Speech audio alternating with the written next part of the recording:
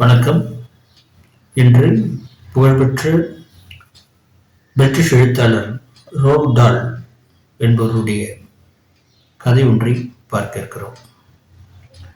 கதையுடைய தலைப்பு தி hitch hiker. Hitch hiker என்ற ஆங்கிலத்தில் இதனுடைய தமிழுக்கான விளக்கம் ஒரு லிஃப்ட் கேட்குறவங்கன்னு சொல்லலாம். அதாவது பாதி வழியில் நம்ம வாகனத்தில் போயிட்டு இருக்கும்போது நம்ம யாராவது நிறுத்தி அல்லது நாம் யாராவது நிறுத்தி நமக்கு வாகனத்தில் ஏற்றிட்டு போவீங்களா அப்படின்னு கேட்குறோம் இல்லையா? அது அப்படி கேட்கிறவங்களை ஹிட்ச் ஹைக்கர் அப்படின்னு சொல்கிறாங்க. அதாவது லிஃப்ட் கேட்பவர் அப்படின்னு சொல்லலாம். இதை நான் தமிழில் மொழியாக்கம் செய்திருக்கிறேன். லிஃப்ட் கேட்கிறவங்க அப்படின்னு சொல்லி ஒரு ஆங்கிலம் கலந்து நம்ம ஒரு தலைப்பு வைக்கக்கூடாது அப்படிங்கிற ஒரு நோக்கத்தோடு பாதியில் வந்தவன் அப்படின்னு தலைப்பு வச்சிருக்கிறாங்க. அதுக்கு தலைப்பாக வச்சிருக்கேன், பாதியில் வந்தவன் அப்படின்னு. ஒரு 1916 பிறந்து 1990 ஆண்டு காலமாயிட்டார். பல புகழ்பெற்ற சிறுகதைகள் எழுதினவர் அவர். அதில் ஒன்று தான் இந்த ஹிட்ச் ஹைக்கர். இவருடைய கதைகள் பல திரைப்பட வடிவமாகவும் வந்திருக்கு. இவருடைய கதைகளில் சிறப்பம்சம் என்னன்னா, ஒரு மெல்லிய நகைச்சுவை வரும், எதிர்பாராத திருப்பங்கள் வரும். இதுதான் முக்கியமானது அவருடைய கதையில். எந்த கதையும் நீங்க கடைசியை கேட்டு முடிக்கும்போது உங்களுக்கு அந்த நாம் சொன்னதனுடைய உண்மை விளக்கம். இந்த கதையில ஒரு எழுத்தாளர், அவர் ஒரு புதிய BMW கார் வாங்குறாரு. ரொம்ப சொகுசான வண்டி அது. அந்த வண்டி அவர் வாங்கின நேரத்தில் ஒரு பெரிய, அந்த நேரத்தில் ஒரு நவீனமான ஒரு வகையை சேர்ந்த ஒரு வண்டி. அதனால் அதை எடுத்துக்கிட்டு அப்படியே ஒரு கொஞ்சம் தூரம் லண்டன் வரைக்கும் போயிட்டு வரலாம். இவர் ஒரு புறநகரில் வசிக்கிறாரு, லண்டன் புறநகரில். அங்கேருந்து லண்டன் நோக்கி போகலாம்ட்டு போகிறாரு. இது மாதிரி ஒரு ஜூன் மாதம் நல்ல விதமான ஒரு வானிலை நிலவுது. ஆனால் லண்டனில் உங்களுக்கு வெயில் இருந்ததுன்னா அது ஒரு நல்ல வானிலை இல்லையா? அதனால வானிலை நல்லா இருக்கிறதால கொஞ்ச நேரம் இந்த வண்டியில் போயிட்டு வரலான்ட்டு போகிறார். அப்படி போகும்போது வழியில் ஒருத்தர் சாலை ஓரமாக நின்று தன்னுடைய கட்டை விரலை உயர்த்தி, பொதுவாக லிஃப்ட் கேட்குறவங்க அப்படி தான் செய்வாங்க இல்லையா? கட்டை விரலை உயர்த்தி கொஞ்சம் நிறுத்தி ஏற்றிட்டு போக முடியுமான்ற நொடியில் கேட்குறார்.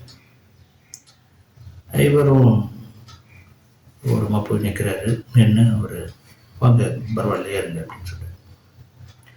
அவர் முதல்ல கேட்டுக்கிறார். அவர் அந்த லிஃப்ட் கேட்குறவர், என்ன பிரதர் லண்டன் தானே போகிறீங்க அப்படின்னு. ஆமாங்க பரவாயில்ல ஏற்றிக்கிறேன். அந்த பாதியில் வந்து ஏறினார் இல்லைங்களா? அவரை பார்த்து ஒரு சாம்பல் நிற அங்கி, ஒரு கோட் போட்டிருக்காரு, நல்ல கூர்மையான கண்ணு. இதெல்லாம் பார்க்கும்போது அவர் பார்க்குறதுக்கு ஒரு சொல்கிறார், இவர் எழுத்தாளர் இல்லையா? அவர் பார்க்குறதுக்கு ஒரு இது மாதிரியே இருந்தார், எலி மாதிரி இருந்தார், மனித எலி மாதிரியே இருந்தார். அந்த மேல் இருக்கிற அங்கி, அவருடைய கண், அவருடைய காது, அகலமான காது, இதெல்லாம் பார்க்கும்போது அப்படி இருந்தார். பொதுவாக எழுத்தாளர்களுக்கு அது வர்ணிக்கிற ஒரு இது இருக்கும். யாரை பார்த்தாலும் உடனடியாக அதை பற்றி விரிவாக விவரிக்கிற ஒரு கூர்மையான பார்வை இருக்கும் இல்லையா? அப்படிதான். ஏன்னா இந்த கதை சொல்கிற ஒரு எழுத்தாளர் தான், இந்த கதை சொல்லிய அந்த எழுத்தாளர் தான். அவரே ஒரு கதாபாத்திரமாக இருக்கிறார். எப்படி அவரை ஏற்றிக்கிறாரு, பயணம் தொடருது. இப்படி கேட்கும்போது, அவர்கிட்ட கேள்வி கேட்கும்போது அதான் சொல்லிட்டாங்க, என்ன வேலை செய்கிறேன்னு கேட்டால் சொல்கிறதுக்கு முன்னே எங்கே போகிறேன்னு கேட்குறதுக்கே தான் அப்படி சொல்லிட்டான் இல்லையா? அதனால் அவனுக்கு ஒரு மாதிரி சப்புன்னு போகுது இந்த எழுத்தாளனுக்கு, வண்டிக்கு உடையவனுக்கு. முதல்ல ஒரு கேள்விக்கு அவன் குதிரை பந்தயத்துக்கு போகிறேன்றது மட்டும் சொல்கிறான். ஆனால் அது அந்த குதிரை பந்தயத்தில் பணம் கட்ட போறியான்னு கேட்குறதுக்கு இல்லை அதெல்லாம் அந்த பக்கமே கூட நான் திரும்ப மாட்டேன், அதெல்லாம் ஒரு முட்டாள்தனமான ஒரு செய்கை அது அப்படின்னு சொல்கிறான். அப்போ இவனுக்கு ஒரு வருத்தமா இருக்கு. இவனு கேட்ட கேள்விக்கு பதில் கிடைக்கலன்றதால ஒரு எரிச்சலோட எழுத்தாளர் என்ன சொல்றாரு, அவரு யோசனை பண்ணி பார்க்குறாரு. நாம இப்படி ஒரு பாதியில லிஃப்ட் கேட்டு நம்ம போனா கூட, நம்ம பலர் நம்மள கேள்வி கேட்டிருக்கும்போது நம்மளுக்கு எரிச்சலா தானே இருந்தது.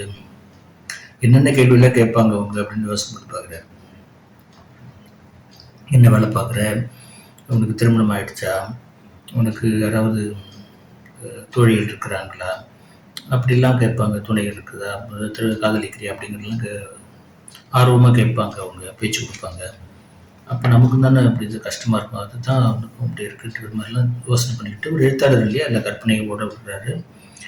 சொல்றாரு, "சாரி பிரதர், நான் தப்பா உங்ககிட்ட கேட்டுறக்கூடாது தான். நான் ஒரு எழுத்தாளர் அதனால அந்த ஒரு ஆர்வத்தில எப்போதுமே எழுத்தாளர்கள் மற்றவர்களுடைய வாழ்க்கையை தெரிஞ்சுக்கிறதுல ஒரு ஆர்வம் காட்டுவாங்க. அப்படிதான் நான் கேட்டுட்டேன்" அப்படின்னு சொன்னேன். "ஓ! நீங்க புத்தகம் எழுதுறவரா?" அப்படின்னு கேட்கிறேன். "ஆமா, ஆமா. நானு புத்தகம் எழுதுறவர் தான்" அப்படின்னு சொல்லி பதில் சொன்னாரு அவரு. "நீ எந்த இது பண்ணதா இருந்தா எனக்கு அத பத்தி பிரச்சனை இல்ல. நம்ம பயணத்த தொடரலாம்" அப்படின்ட்டு போறாரு.